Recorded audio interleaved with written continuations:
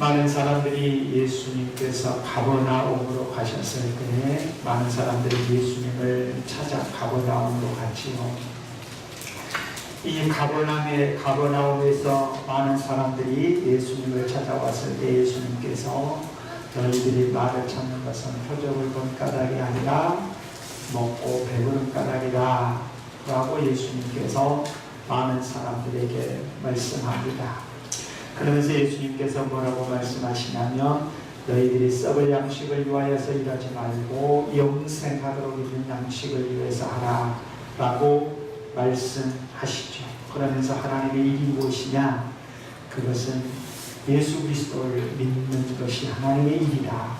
즉 다시 말하면 하나님께서 보내신 자를 믿는 것이 하나님의 일이다 라고 예수님께서 말씀하십니다.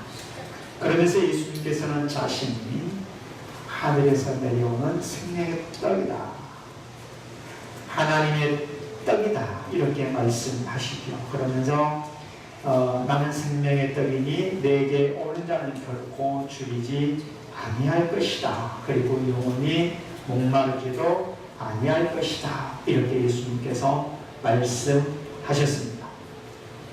자, 그러면서 40절 말씀해 보시면 요한복음 6장 40절에 내 아버지의 뜻은 아들을 보고 믿는 자마다 영생을 얻는 것이다. 아버지의 뜻이 무엇이에요?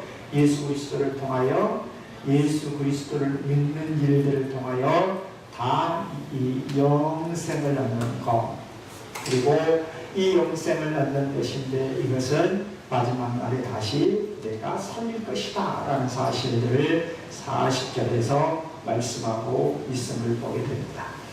이렇게 예수님께서 많은 무리들에게 말씀을 하셨을 때에 많은 사람들이, 많은 군중들은 당시에 예수님을 찾아왔던 그 시대에 갈릴리 사람, 즉 다시 말하면 유대인들은 예수님의 말씀에 대해서 어떤 반응을 보이기 시작하냐면 41절 말씀을 보면 수군거리기 시작했죠.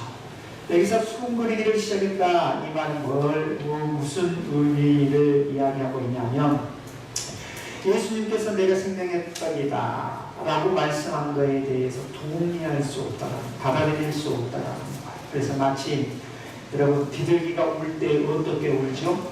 구구구구구 하고 울죠. 마치 이 유대인들은 당시에 예수님께서 내가 생명의 떡이다, 하늘에서 내려온 생명의 떡이다 라고 예수님께서 말씀하셨을 때에 마치 비둘기가 울어대는 것처럼 구구구거리기 시작했습니다. 수군거리기 시작했다는 거죠. 이 수군거리면서 어떠했냐면 결국 이 수군거리면서 그들의 반응은 불평으로 나타나기 시작합니다. 왜 불평이 일어납니까? 우리가 이스라엘 백성들이 출애굽에서 가나안 땅을 가잖아요. 모세를 통해서 이스라엘 백성들이 출애굽에서 홍해에 딱 맞닥뜨렸을 때에 이스라엘 백성들이 불평합니다. 광야에서 먹을 것이 없을 때 불평합니다. 수군거리면서 불평이 일어나기 시작해요. 왜 불평이, 수군거리면서 불평이 일어나기 시작할까요? 그것은 내면에 믿음이 없기 때문이에요.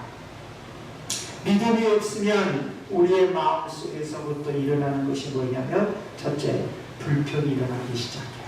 그리고 말도 안 되는 이 수군거리는 모습들이 일어나기 시작합니다. 이것이 뭐냐면 믿음 없는 증표예요. 자, 예수님께서 하신 말씀을 못 받아들이니까 결국 당시의 유대인들의 지금 많은 사람들이 예수님을 쫓아왔잖아요. 왜 예수님을 많은 사람들이 이 가버나움까지 쫓아왔어요? 먹고 배부른 까닭에. 그런데 예수님께서 갑자기 자신을 뭘로 이야기하셨어요? 내가 생명의 떡이다 라고 이야기하니까 그 말을 많은 사람들은 받아들일 수가 없는 거예요. 받아들일 수가 없으니까 뭐가 마음으로부터 일어나기 시작한 거예요?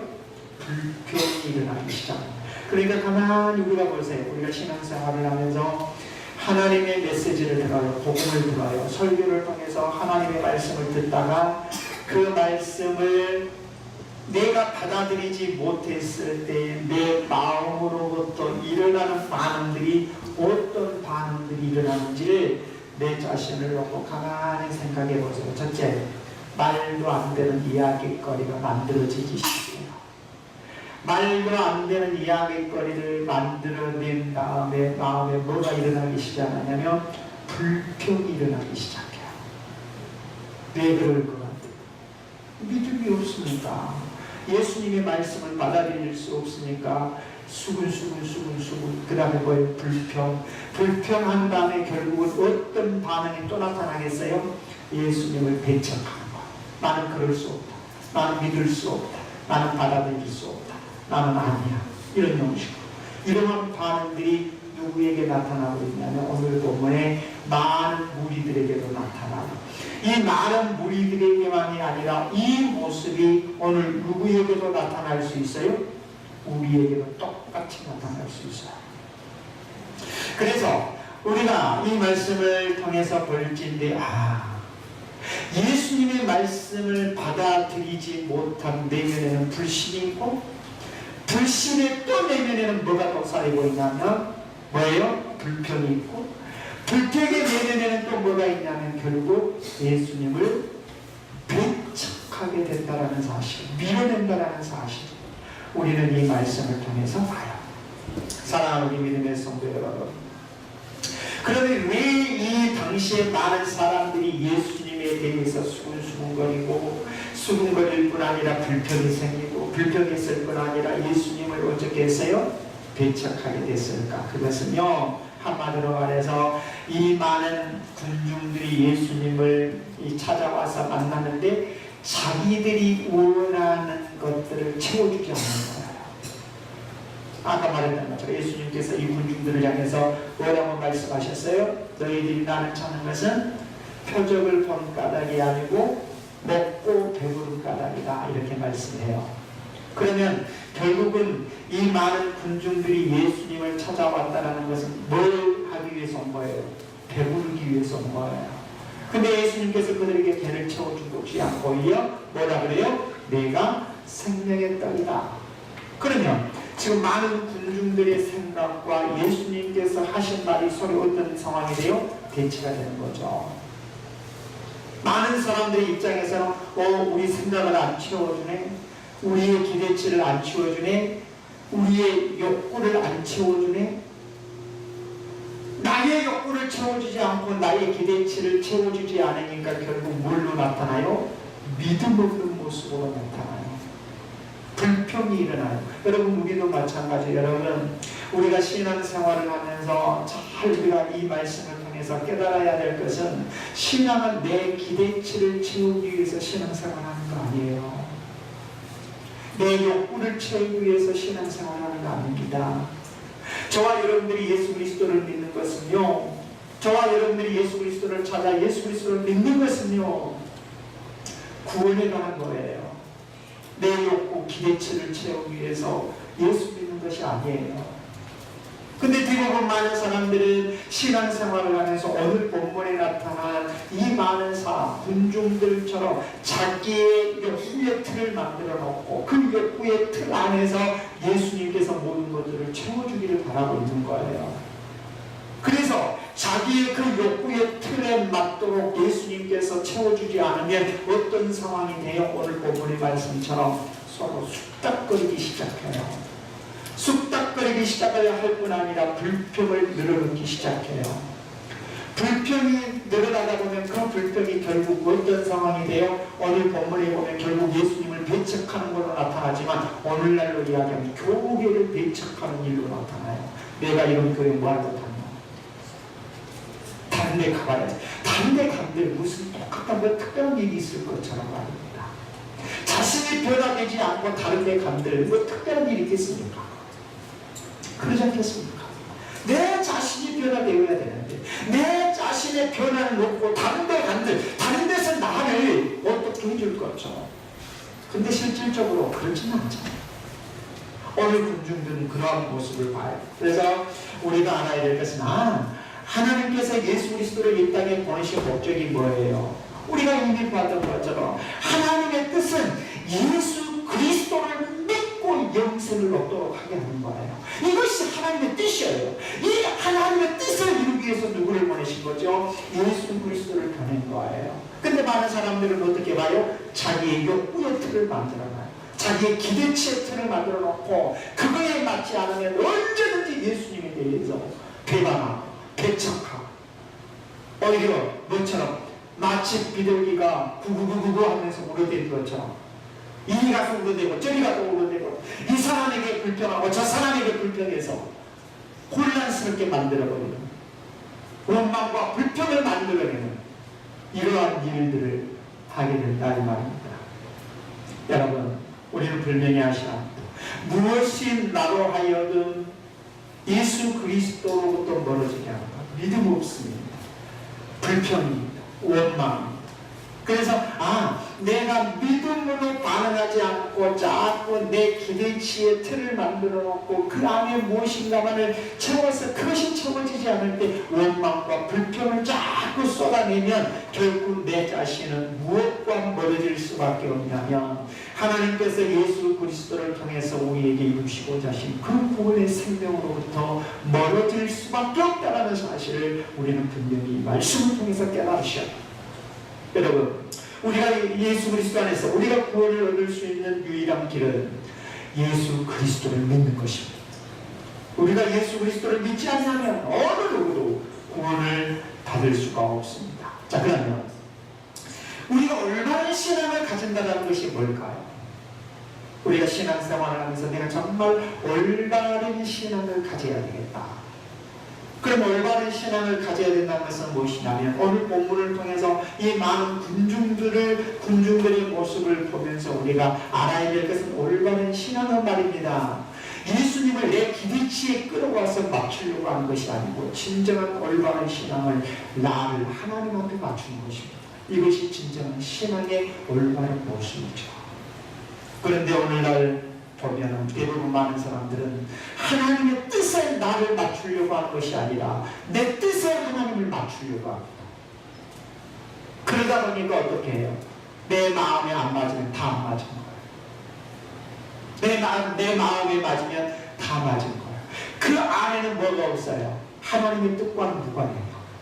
모든 조건이, 모든 것들이 내 중심에 의하여서 판단을 하기 때문에. 사랑하는 믿음의 성도 여러분, 오늘 본문에 보면 이 무리들이 숙닥거리기를 시작했는데 왜 이렇게 수군거리고 원망하고 불평하고 결국 예수님을 배척하는 일들까지 일어났을까? 그것은 오늘 본문 42절을 보면 더 자세히 볼 수 있어요. 42절을 한번 보시죠. 같이 한번 읽어보겠습니다. 이르되 이는 요셉의 아들 예수가 아니냐. 그 부모를 우리가 아는데 자기같이 멀찌하여 하늘에서 내려왔다 하느냐. 자, 이 말은 뭔 말이에요? 자, 결정적으로 이 사람들이 더 예수님을 받아들일 수 없다는 것이 뭐예요? 가문이에요, 가문. 아니, 내가 예수님에 대한 가문을 잘 알고 있는데, 아니, 지금 예수가 어째요? 하늘에서 내려왔다는 떡이다 하고 말도 안 돼. 우리가 그 부모도 잘 알고 있는데, 이런 형식으로 인간적인 안목을 가지고 예수님께서 하시는 말씀을 지금 해석하려고 해요. 그러니까 나 안 맞는 거죠. 내가 그 부모도 잘 알고 있는데, 그리고 더더구나 아버지는 뭐예요? 목수잖아. 그러면 예수님은 누구예요 지금? 목수의 아들이 아니냐 이 말이에요. 그럼 이런 인간적인 안목의 차원을 놓고 보면 예수님께서 지금 많은 무리들에게 내가 생명의 떡이다, 하늘에서 내려온 떡이다, 이렇게 말씀한 거에 대해서 믿어지겠어요? 안 믿어지는 거죠. 그래서 오늘 여기 42절의 말씀을 놓고 보면 왜 많은 군중들은 이렇게 예수님의 하시는 말씀에 대해서 편견을 가졌냐면 뭐예요? 42절을 놓고 보면 우리가 뭘 아는데? 그 부모를 아는데 인간적인 편견이에요. 여러분, 우리가 신앙생활을 하면서 왜 믿음이 안 생기는가요? 수없이 말씀을 듣잖아요. 왜 믿음이 안 생기는가요? 그 내면에는 내 속에 인간적인 편견이 있어요. 내가 가지고 있는 인간적인 편견.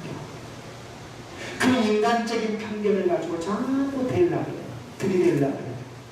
인간적인 편견을 가지고 해석을 해보려고 하니까 충돌이 생기고 안 믿어지는 거죠. 마침 누구처럼요? 오늘 본문에 나오는 많군 종들처럼.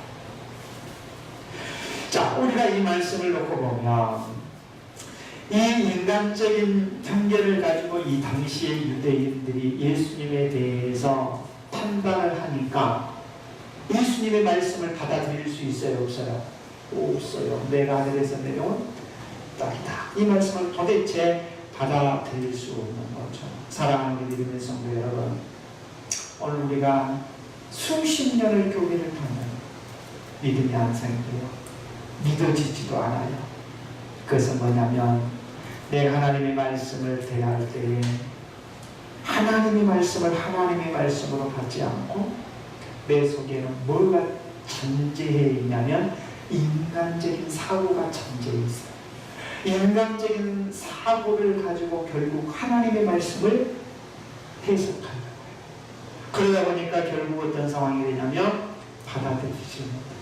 정말 우리가 하나님의 말씀을 하나님의 말씀으로 받아들일 수 있는 믿음을 가져야 되는데 내 속에 항상 어떤 일을 할 때마다 어떤 것이 딱 기준을 두냐면 하나님의 말씀이 기준을 두어서 나를 끌어가야 될 것인데 내 기준이 나를 딱 기준을 잡게 해서 스스로 판단하려고 하는 그러한 모습들이 오늘 본문에 나오는 무리들과 같이 그 모습이 나에게 있지는 않은가를 바라보셔야 합니다. 저와 여러분들이 신앙생활을 하면서 우리의 신앙의 기준은 말씀입니다. 절대 우리의 인간적인 사고가 우리의 신앙의 기준이 될 수 없어요. 그래서 어떤 일들이 나에게 주어질 때 인간적인 기준을 대면 못해요. 그러나 믿음으로 하나님의 말씀이니까 하나님께서 나에게 주신 것이니까 하나님께서 나에게 하라고 하신 것이니까 믿음으로 하면 하는 거예요. 그런데 그것을 인간적인 기준으로 놓고 하나님보다는 스스로가 먼저 판단을 해버린다면 오늘 본문에 나오는 무리들과 무엇이 다른 모습이라고 우리의 모습을 이야기할 수 있겠습니까? 이 많은 유대인들, 많은 군중들은요, 예수님께서 내가 생명의 떡이다 라고 했을 때에 우리는 누구를 알아요? 육신의 부모를 잘 알고 있다. 이것이, 이 편견이 자신의 신앙을 극복하지 못하고, 여러분, 우리가 내 기준치를 가지고 있다면 그 내 인간의 기준치가 결국 우리의 신앙의 문제를 넘어설 수 없는 것입니다. 그래서 우리는 내 자신을 사도 바울이 고백했던 것처럼 내가 그리스도 안에 내 자신을 철저하게 굴복시키시오. 그리고 하나님의 말씀에 순종하고자 하는 열정과 열심과 믿음이 있어야 됨을 믿는 저와 여러분들이 되시기를 주님의 이름으로 축원합니다. 정말 저와 여러분들이 신앙하면서 주목해야 할 것은, 정말로 주목하고 우리가 믿음으로 살아야 할 것은 하나님의 말씀이지 어떤 인간적인 가문, 인간적인 안목, 인간적인 편견이 결코 우리의 신앙의 정말 기준이 될 수 없다는 사실을 우리는 분명히 이 말씀을 통해서 우리는 기억하셔야 합니다. 사랑하는 믿음의 성도 여러분, 오늘 이 유대인들이 있는 요셉의 아들이 아니냐, 그 부모를 우리가 아는데 자기가 지금 어찌하여서 하늘에서 내려왔다고 이야기하냐 라고 했을 때 예수님께서 뭐라 그래요? 43절을 보십시오. 예수님께서 그들을 향해서 뭐라 그래요? 너희는 서로 수군거리지 말라. 예수님께서. 그러니까 이미 불평하고 원망하고 믿음 없음을 예수님께서 보신 거예요. 그래서 예수님께서 43절에 너희는 서로 수군거리지 말라. 나를 보내신 아버지께서 이끌지 아니하시면 아무도 내게 올 수 없으니 오는 그를 내가 마지막 날에 다시 살리리라. 이렇게 말씀합니다. 자, 이 말씀을 보면 숙적숙적 불평 원망 많은 사람들이, 그러니까 예수님께서 44절 말씀을 보시면 아버지께서 내게 주시는 자는 다 나에게 올 수 있지만, 그러면 반대로 아버지께서 내게 주시지 않은 자는 올 수 있다는 거 없다라는 거 없어요. 없어요. 자, 그러면 이 말씀을 놓고 보면 44절에 한번 보시면요, 44절에 다시 한번 보세요. 나를 보내신 아버지께서 이끌지 않으면 아무도 내게 올 수 없다 라고 말씀하신 이 내용을 보면 결국 보세요. 우리를 구원하신 그 구속의 사건의 중심에는 누가 서 계세요? 하나님이 서 계신다는 거예요. 우리 구원의 사건의 중심에는 누가 서 계세요? 하나님이 서 계세요. 그럼 우리 구원의 사건의 중심에는 하나님이 서 계시는데 그 하나님께서 어째요?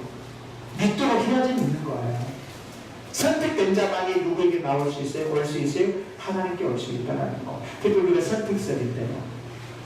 우리가 야곱과 에서를 통하여서 하나님께서 우리에게 선택된 자를 이야기하잖아요. 하나님께서는 복중에 이미 누구를 선택했어요? 야곱을. 에서보다도 야곱을 선택하시는 사건들을 우리가 볼 수 있잖아요.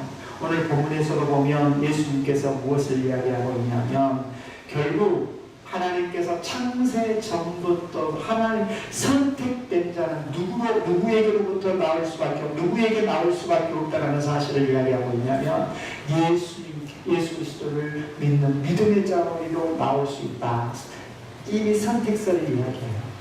그러면 정말 저와 여러분들이 예수 그리스도를 내가 믿고 있다는 이 자체, 예전에 우리의 삶을 돌아보면 나 같은 사람이 예수 절대 안 믿을 것 같았는데 근데 어느 날 갑자기 내가 전도를 받았다던가 어떤 계기를 통해서 내가 예수 그리스도를 믿고 있다는 이 자체가 뭐예요?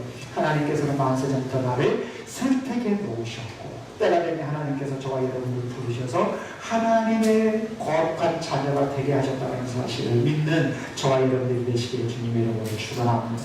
그러면 우리가 하나님께로 나옴에 있어서 결코 하나님의 뜻과 무관해요? 무관하지 않아요. 자, 하나님께서 선택하지 않는 자는 절대 예수 믿지 못합니다. 하나님께서 선택해 놓은 자는 어째요? 때가 되면 하나님께서 부르셔서 예수를 믿게 하시는데요. 그러면 우리가 어떤 면에서 구원을 받는 것, 내가 정말 예수 그리스도를 믿는 것, 이것은 뭐예요? 내가 믿고 싶어서 믿은 것이 아니고 하나님께서 이미 나를 선택해 놓으셔서 때가 되면 하나님께서 예수 그리스도 안에 나를 불러주셨다는 이 사실을 우리가 기억한다면 이것이 뭐냐? 전적으로 하나님의 은혜입니다. 내가 어떤 공로가, 내가 어떤 선인이, 내가 어떤 특별해서 내가 하나님을 믿게 된 것이 아니고 이미 나는 알 수 없었지만 하나님께는 만세 전부터 나를 선택해 주셔서 어째요?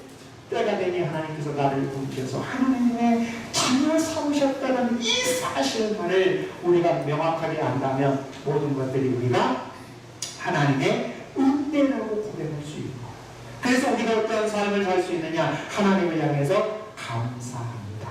이런 고백을 할 수 있는 것입니다. 사랑하는 믿음의 성도 여러분, 오늘 이 말씀을 보면 하나님께서 저와 여러분들을 하나님의 거룩한 자녀를 삼으시기 위해서 하나님께서 구체화시키셨어요. 자, 저와 여러분들을 하나님의 거룩한 자녀 삼으시기 위해서 하나님께서는 어떤 일을 하셨느냐?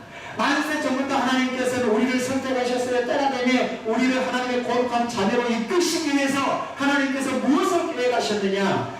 그것은 바로 예수 그리스도의 십자가의 구원의 사건을 통해서 우리를 하나님의 거룩한 자녀 삼으시기 위해서 어째요? 보니까 예수 그리스도를 땅에 보내셨고 그리고 허물과 죄로 죽었던 우리를 예수 그리스도의 십자가의 권문을 통해서 우리를 하나님의 거룩한 자녀로 불러주셨다는 이 사실, 이것이 바로 뭐냐? 저와 여러분들이 하나님 앞에 감사해야 좋고 여러분 절대 우리가요 내가 어떤 우리의 모습이 내가 무엇을 가지고 있고 어떤 선행을 했고 내가 믿을 만 이렇게 해서 우리가 예수 믿은 거 아니에요. 전적으로 하나님께서 저와 여러분을 선택하셔서 불러주셨다는 거. 그래서 오늘 여기 말씀에 보면 하나님께서 버리지 아니하시는 믿을 자가 없어요. 그죠? 하나님께서 저와 여러분을 이렇게 이끌어주셨어요. 근데 우리는 그러자. 우리가 생각했을 때는 마침 내가 교회를 찾아온 것 같고 마침 내가 누구로부터 전도를 받아서 교회를 온 것 같지만 그 내면에는 하나님께서 만세 전부터 나를 뭘 놓으셨다? 이미 선택해 놓으셨다. 그래서 때가 되면 하나님께서 나를 불러주셨다. 그래서 구원의 중심, 구원의 구속사의 중심에는 누가 서 계시는 것이다?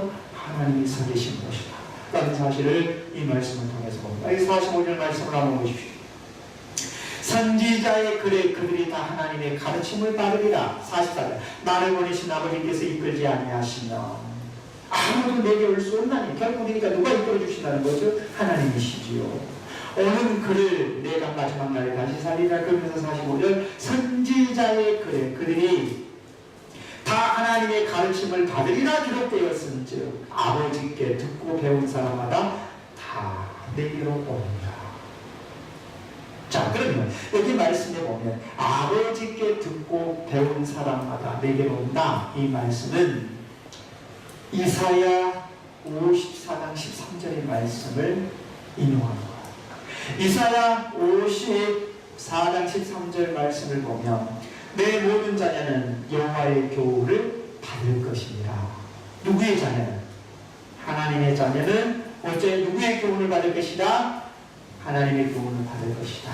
이렇게 말씀해요. 자, 그러면 여기서 하나님께서 주신 진리의 말씀을 듣고 배우는 자라고 이야기했는데요. 그러면 결국 누가 하나님께로 나올 수 있느냐? 듣고 배우는 자. 듣고 배우는 자라고 했는데, 그러면 여기서 듣고 배운다라고 했을 때 이 말은 뭔 말이에요? 이 듣고 배운다라는 말은 한마디로 말해서 습득하여서 안다라는 의미입니다. 듣고 배운다라는 말, 습득하여서 안다. 이 습득하여서 안다라는 말이 뭔 말이냐면, 자, 지금 유대인들 당시에 많은 무리들이 예수님을 찾아왔잖아요. 근데 그들에게 뭘 가르쳤어요? 하나님의 말씀을 가르쳤잖아요. 하나님의 말씀을 가르쳤는데 듣기는 들어도 그들은 예수님의 말씀을 습득하지 않으려고 했어요. 여기서 습득하지 않으려 했다는 말이 뭐겠습니까? 다시 말하면, 자, 이 당시의 유대인들이 회당에서 율법을 얼마나 많이 듣습니까? 율법을 낭독하고 유대인들이 많이 회당에서 율법을 낭독할 뿐 아니라 율법을 많이 듣기도 하고 많이 듣고 많이 낭독을 했지만 많이 듣고 많이 낭독해서 여호와의 율법이 익숙했지만 그러나 이 유대인들은 하나님의 말씀을 습득하지를 않으려고 하는 거예요. 그러면 여기서 습득하지를 않는다라는 말은 뭔 말이냐면 한마디로 말해서 하나님의 말씀을 내가 듣잖아요. 그 말씀을 듣고 그 말씀대로 살아가려고 하지 않았다는 거예요. 무슨 말씀인지 이해되시죠? 오늘날도 마찬가지예요, 여러분. 하나님의 말씀을 우리가 수십 년간 교회를 다니면서 많이 들어요. 근데 뭐가 없어요? 습득을 하지 않아요. 즉 다시 습득을 하지 않는다는 것은 무엇을 이야기해요? 결코 그 말씀을 따라 살아가려고 하는 것이 없어요. 그 말씀을 따라 살아가려고 하지 않는다는 말이 뭔 말이냐면 한마디로 말해서 예수님께 나아가려고 하지 않는다. 말씀대로 살아가려고 하는 게 없으니까. 그러니까 우리가 말씀만을 듣고 그 말씀대로 살아가려고 하는 게 없으면 결국 누구에게 가는 것이 없어요? 예수 그리스도에게 가는 것이 없어요. 그래서 야고보서 1장 22절에 말씀만을 듣고 그 말씀을 따라 행함이 없는 자는 어떤 자라고 이야기를 하느냐? 이 야고보서 1장 22절에 자신을 속이는 자다라고 이야기해요. 하나님의 말씀을 듣고도 그 말씀대로 살아감이 없으니 어떤 자라고요? 자기를 속이고 있는 자다 라고 성경에 말씀하고 있습니다. 자, 누가 하나님을 본 자입니까? 46절 말씀을 보십시오. 이는 아버지를 본 자가 있다는 것이 아니라 오직 하나님에게서 온 자만 아버지. 여기서 하나님에게서 온 자, 하나님에게서 온 자가 누구예요? 예수 그리스도죠. 예수 그리스도가 하나님에게서 온 자 아닙니까? 실질적으로 요한복음 1장 18절 말씀해 보시면 예수님은 아버지를 보신 유일한 분이세요. 그뿐 아니라 요한복음 17장 5절 말씀을 보면 예수님께서는 아버지를 보셨을 뿐 아니라 창세 전에 누구와 함께 계셨어요? 아버지와 함께 계셨어요. 그뿐 아니라 빌립보서 2장 6절 말씀에 보면 창세 전에 아버지와 함께 계셨던 그 예수 그리스도가 어떤 분이라고 이야기를 하느냐? 빌립보서 2장 6절 말씀 보면 근본 하나님의 본체이시다 라고 말씀해요. 그럼 예수님이 누구라는 거예요? 하나님이시라는 거예요.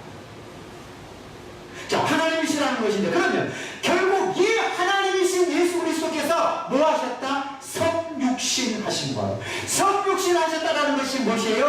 하나님이 육신의 몸을 입고 이 땅에 오셨다는 거.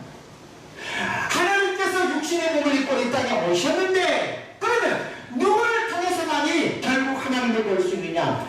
육신의 몸을 입고 이 땅에 오신 예수 그리스도를 통해서만 하나님을 볼 수 있다 라는 사실을 여기에서 말씀하고 있습니다.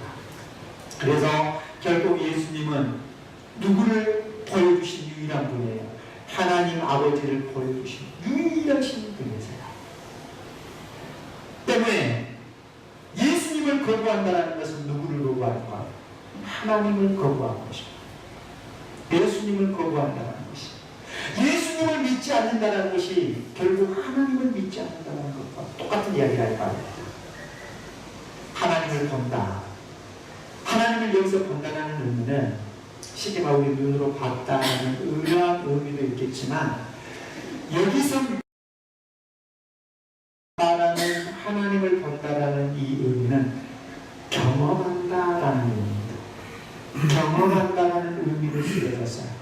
그러면 경험한다라고 얘기하는데, 그러면 어떤 면에서 보면 예수 그리스도께서는 근본 본체이세요. 성부하나님 본체이세요. 하나님이세요. 하나님이신데 이 하나님을 통해, 그러니까 즉 다시 말하면 예수 그리스도를 통해 누구를 경험하는 거예요? 아버지 되신 하나님을 경험하게 된 것이다. 그래서 예수 그리스도를 통해 유일하게 하나님께로부터 온 자만을 통해서 누구를 보았어요? 하나님을 보았다라고 봐요. 그래서 예수님께서 뭐라 그래요?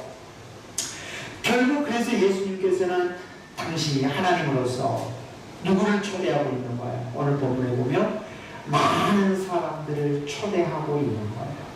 뭐하기 위해서? 영원한 생명을 주시기 위해서.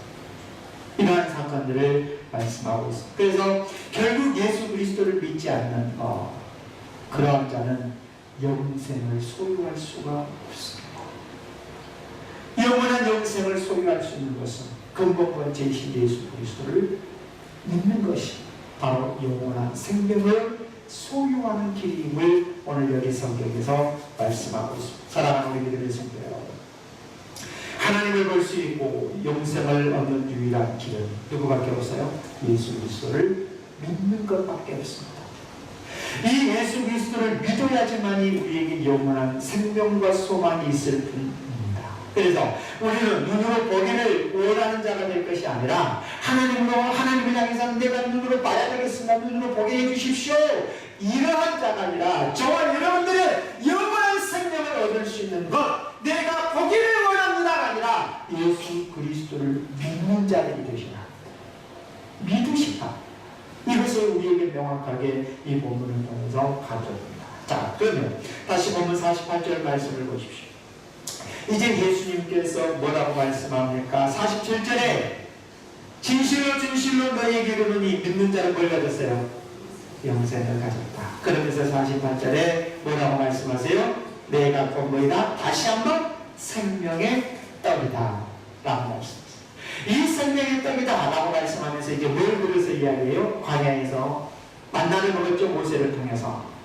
광야에서 너희 조상들이 모세를 통해서 만나를 먹었지만 뭐였어요? 죽었다 라고 말씀하면서 대조를 하시죠. 50절 말씀은 이는 하늘에서 내려온 떡이니 사람으로 하여금 먹고 죽지 아니하게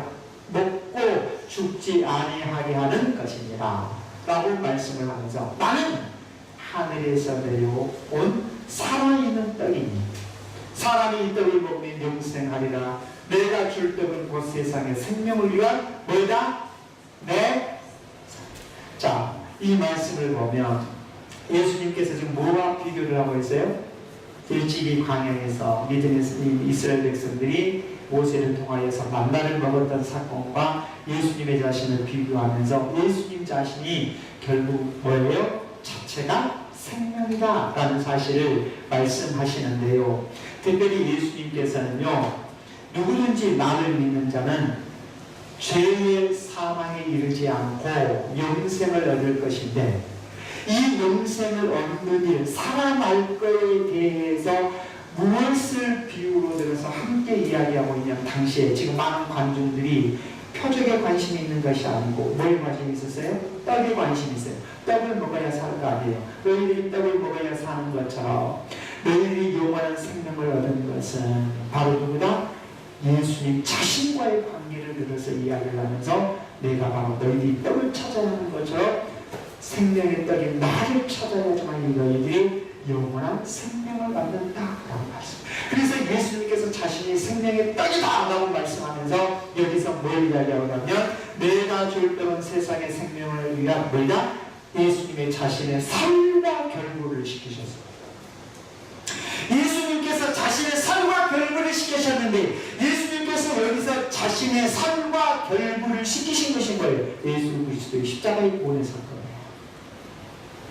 예수님께서 십자가에서 물과 피를 쏟으시고 십자가에서 죽으시는 사건. 이 사건을 믿어야지만이 결국 너희 이거에 영원한 생명을 얻게 될 것이다 라는 사실을 여기에서 말씀하고 있음을 보게 됩니다. 그러면 결국 구약의 유대인들에게 있어서는 모세는 위대한 인물이잖아요. 왜? 모세를 통해서 광야에서 만나를 얻었습니까? 얼마나 이 유대인들에게 있어서는 모세가 월등하고 모세가 위대한 분으로 생각했겠어요. 근데 모세보다 더 월등한 분이 계신다. 그분이 누구시다? 예수 그리스도이시다 라는 사실. 그래서 히브리서 3장 5절로 6절 말씀에 보면 뭐라고 말씀하냐면 모세는 장래에 말할 것을 증언하기 위해서 하나님의 집에 뭘로 표현했냐면 종으로서 표현했습니다. 모세는 집의 종에 불과하지만 그러지만 예수님은 어떤 분이시다? 하나님의 집의 아들이시다. 그럼 종이 높아요? 아들이 높아요? 아들이 높은 것이요. 이런 사건을 이 히브리서를 통해서 우리에게 말씀합니다. 그래서 모세가 아무리 광야에서 이스라엘 백성들에게 만나를 공급했다 할지라도 스스로가 모세는 결국 자신의 힘과 자신의 능력에 따라서 내가 너에게 무엇인가를 줄 것이라 할 수 없습니다. 하나님이 결국 주시고 근데 예수님께서는 뭐래요? 나는 생명의 떡이다 라고 말씀하면서 스스로 나는 너에게 줄 수 있다 이렇게 말씀하고 있음을 보게 됩니다. 이제 말씀을 뵙겠습니다. 오늘 좀 자목이 좋죠. 설교가 저거저거하니 큰 소리도 안 치고 이제 제 마무리 조금만 참으시면 한 1분만 참으시면 참 안 죽으셔도 돼요. 모세는 결국 어땠어요? 이스라엘 백성들에게 떡을 공급했지만 그들은 죽었습니다. 떡을 먹어도 죽었거든요. 그러나 예수 그리스도께서는 어째요? 죽지 않으시고 그래서 예수님께서는 현재도 과거, 현재, 미래에도 주실 수 있는 분이시다 라는 사실. 그렇지 예수님께서는 우리에게 영원한 생명을 주시기 위해서 뭘 하셨는가? 화목제물이 되셨습니다. 십자가에 죽으심으로 인하여서 화목제물이 되셨고 화목제물이 되심으로 인하여서 이제 예수 그리스도를 통해서 누구든지 나를 구속하신 예수 그리스도를 믿기만 하면 영원한 생명을 얻을 수 있는 것입니다. 그래서 이 사도행전 4장 12절에서 말씀하고 있는 거죠. 다른 이로서 구원받을 만한 일을 우리에게 주신 적이 없다. 오직 누구밖에 없다? 예수 그리스도밖에 없습니다. 여러분, 우리에게 생명을 주시기 위해서 예수님은 십자가 위에 살과 몸과 살을 지키셔야 했습니다. 왜 예수님께서 십자가를 지셔야 했겠습니까? 오늘 말씀에서 보죠. 우리에게 생명을 주시기 위함입니다. 그래서 예수 그리스도는 우리에게 생명의 떡으로 오셨습니다. 정말 이러한 예수 그리스도를 믿음으로 얻어진 이 구원의 산 소망, 구원의 생명, 이러한 소망을 가지고 하나님 앞에 가는 그날까지 믿음을 지키며 살아가는 저와 여러분들이 되시기를 주님의 이름으로 축원합니다. 걸어가신 아버지